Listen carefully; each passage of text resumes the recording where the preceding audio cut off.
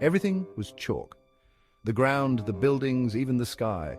It was like someone colored my worst nightmare with a giant box of sidewalk chalk. We were trapped, no way out, just endless white lines stretching in every direction. I felt a lump in my throat. It was like being stuck inside a coloring book. The air was thick with chalk dust, making it hard to breathe.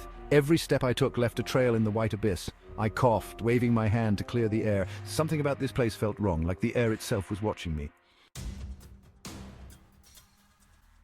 Then I saw them. Towering over the buildings were giant alien soldiers. They were huge, at least 10 times taller than me. Their bodies were bulky and muscular, with skin like cracked pavement. They had these creepy, glowing eyes that seemed to pierce right through you. One of the giants stomped its foot, and the ground shook. Chalk dust billowed into the air. I felt small, insignificant, like an ant facing down a monster truck. This was way worse than gym class dodgeball.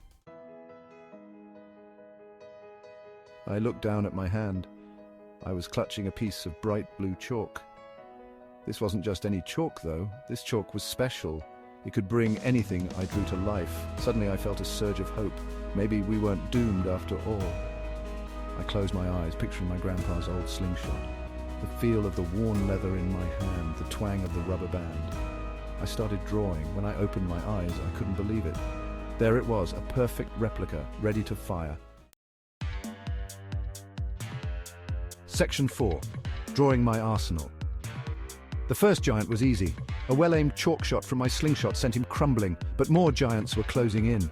I needed something bigger, something better. I started sketching furiously, my imagination running wild. Tanks with spinning turrets, fighter jets with missile launchers, even a giant robot with laser beams. Each creation sprang to life, joining the fight against the chalk giants. The air crackled with energy as my drawings battled theirs. It was like the coolest video game ever, only this was real life. Section 5. Fighting fire with fire. The giants weren't just big and strong, I soon realized. They had their own chalk weapons too. One giant drew a giant hammer that pounded the ground, sending shockwaves towards us. Another sketched a flock of pterodactyls that swooped down with bone-chilling screeches. I had to think fast. I needed something to counter their attacks. I drew a giant vacuum cleaner, sucking up the pterodactyls like they were dust bunnies.